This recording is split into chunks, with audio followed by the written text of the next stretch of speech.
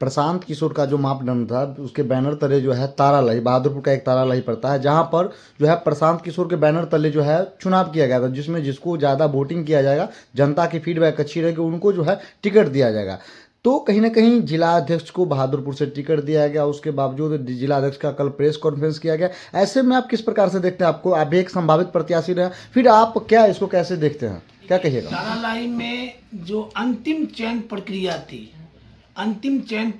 थी, वो कहा गया था कि फीडबैक के साथ जो भी कार्यक्रम माने अभी तक प्रत्याशी ने किया है उसके साथ उसको इंक्लूड करते हुए तारालाई में अंतिम चयन प्रक्रिया के तहत हर प्रत्याशियों को कहा गया था 5 मिनट में अपना स्पीच देने के लिए।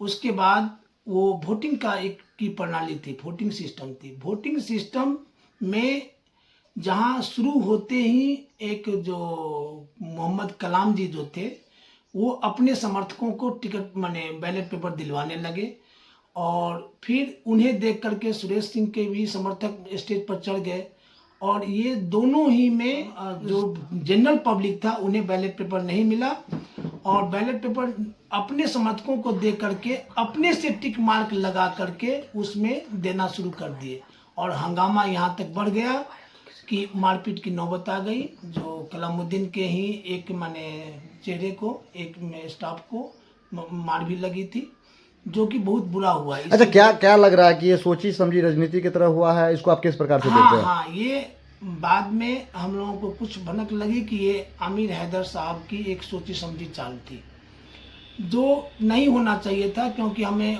मैंने गुप्त सोर्सों से पता चला कि ऊपर से ऐसा कोई आदेश नहीं था वोटिंग कराने का, और केवल फीडबैक लेना था। जो वहाँ पर पर्यवेक्षक थे और जो संगठन के लोग थे उससे फीडबैक लेना था, लेकिन ये चीज़ गलत हुआ।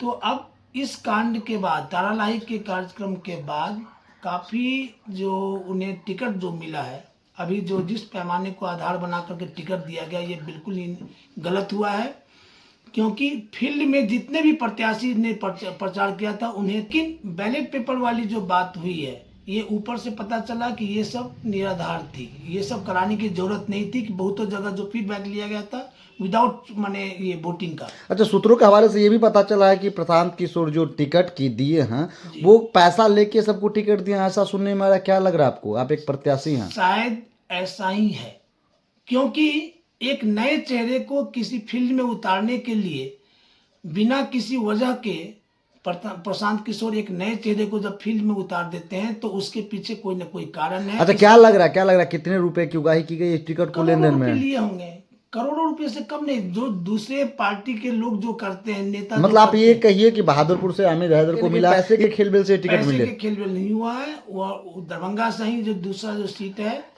दरभंगा शहरी से आर.के. मिश्रा जो है, और जो भी है वो कमिटमेंट कुछ पैसे के ऊपर ही हो सकता है। अच्छा, एक चीज बताइए, आप प्रशांत किशोर जी कहते हैं कि हम गांधीवादी मार्ग पर चलने वाले व्यक्ति हैं, गांधी मार्ग पे चलेंगे। ऐसे में क्या लग रहा है कि उनकी जो बात है वो गांधी मार्ग से कहीं ना कहीं भटकता हुआ तो नजर नहीं आ रहा? बिल्कुल ही भटकता हुआ है। ये गांधी का चेहरा लगा करके, गांधी का फोटो लगा करके वो जनता को बेवकूफ बना रहे हैं। गांधी जी सत्यवादी थे, उनके मुंह से जो निकलता था उसको वो कार्य रूप में प्रणाली में करते थे, लेकिन अभी का जो इनका जो देखा गया है ये बिल्कुल ही उसमें ये प्रशांत किशोर जी निराधार साबित हुए। गांधी जी का एक पब्लिक को बेवकूफ़ बनाने के लिए गांधी का फोटो पोस्टर पर लगा करके पब्लिक को बेवकूफ़ बनाते हैं कि मैं गांधीवादी नीतियों के तहत मैं ये कार्य करूंगा। अच्छा, क्या लग रहा है ये? अब देखिए, इसमें हम कह सकते हैं चाल तो है, प्रशांत किशोर जी का तो चाल तो है कि एक किसी भी तरह हम सत्ता में हम आ जाएं, लेकिन जहां जनता से धोखा की बात होती है वहां पर जनता इतनी बेवकूफ़ नहीं है। अगर वो समझ रहे हैं कि मैं सबसे ज़्यादा होशियार हूं तो ये उनकी सबसे बड़ी बेवकूफ़ी। अच्छा, बहादुरपुर से निर्दलीय कहीं ना कहीं आपको पार्टी जो है टिकट नहीं दी, तो आप निर्दलीय चुनाव लड़ने का ऐलान किए हैं। फिर बहादुरपुर की जनता से क्या अपील चाहते हैं, क्या कहिएगा बिहार की जनता को भी? बहादुरपुर की जनता के साथ साथ पूरे बिहार की जनता को से मैं अपील करना चाहता हूं कि आप सोच समझ करके अपना वोट जनसुराज को दे, क्योंकि जब प्रत्याशियों का ही विश्वास नहीं रहा, जो प्रत्याशी सब हमारे क्षेत्र के थे वो रात दिन एक करके उनके लिए प्रचार करते थे, अपना प्रचार करते थे। उनको ताक पर रख करके एक नए चेहरे को जब दे देते हैं तो इनकी बातों पर क्या भरोसा। जो वो लिख करके जो दिए हैं कि मैं 5 चीजें जन स्वराज के आने पर ये 5 चीजें हो जाएगी, ये बिल्कुल ही निराधार है। ये इसकी कोई गारंटी नहीं है कि वो सत्ता में आने के बाद उसे पूरा करेंगे। क्यों? क्या लग रहा है कि जितने भी संभावित प्रत्याशी थे, आप अभी एक संभावित प्रत्याशी हैं, ऐसे में क्या लग रहा है जन स्वराज जो पीके है उनके विरोध में आप लोग कोई प्रदर्शन भी करेंगे चुनाव को लेके? प्रदर्शन अवश्य करेंगे।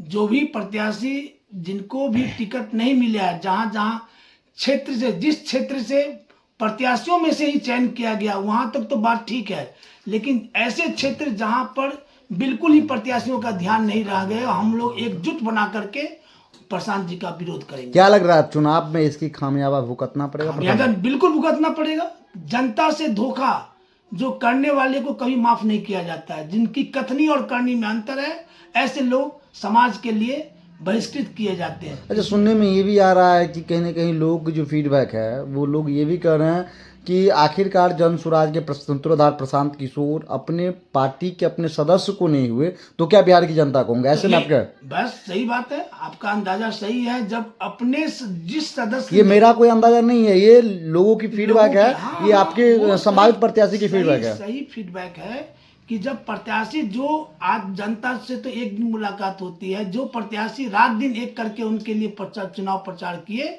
उनको ताक पर रख दिए और एक नए चेहरे को दे रहे हैं। अब नए चेहरे को देने का क्या कारण है, पार्टी की क्या मजबूरी है? इसमें तो सभी लोग यही कहते हैं कि पैसे लेकर के प्रशांत किशोर एक व्यापारी है, ही जी बिजनेसमैन, और उनका सारा काम एक बिजनेस के तहत होता है कि कैसे हम ज्यादा से ज्यादा पैसा हम बटोरें।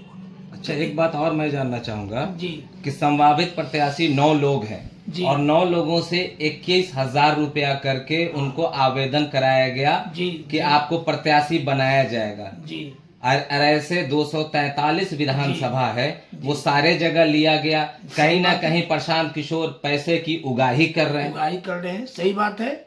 और ये आप समझ सकते हैं 243 क्षेत्रों में 8 से 9 प्रत्याशियों का अगर आप ये करेंगे, कैलकुलेशन करेंगे तो लगभग 5 करोड़ के लगभग उनको प्रत्याशियों के मीन्स जो दिया गया है, प्रत्याशियों का की जो राशि ली गई है माने फॉर नॉमिनेशन फॉर्म, उससे उन्हें मैं जितना भी कार्य किया हूँ उसका वो सही रिपोर्ट दिए हैं, लेकिन नए चेहरे को लाने पर वो सारा रिपोर्ट निराधार साबित हुई।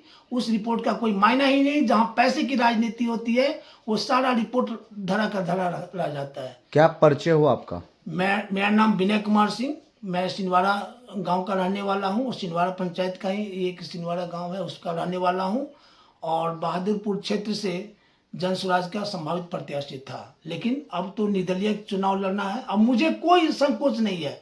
मैं जन स्वराज के आने से पहले भी मैं चुनाव लड़ चुका हूं और मैं फिर पुनः जन स्वराज की नीतियों के खिलाफ मैं चुनाव लड़ूंगा।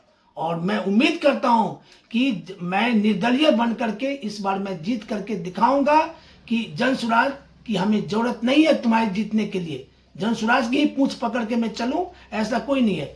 जिसकी कथनी और करनी में अंतर हो, ऐसे लोगों से संबंध मैं विच्छेद कर लेता हूं, चाहे कोई भी हो।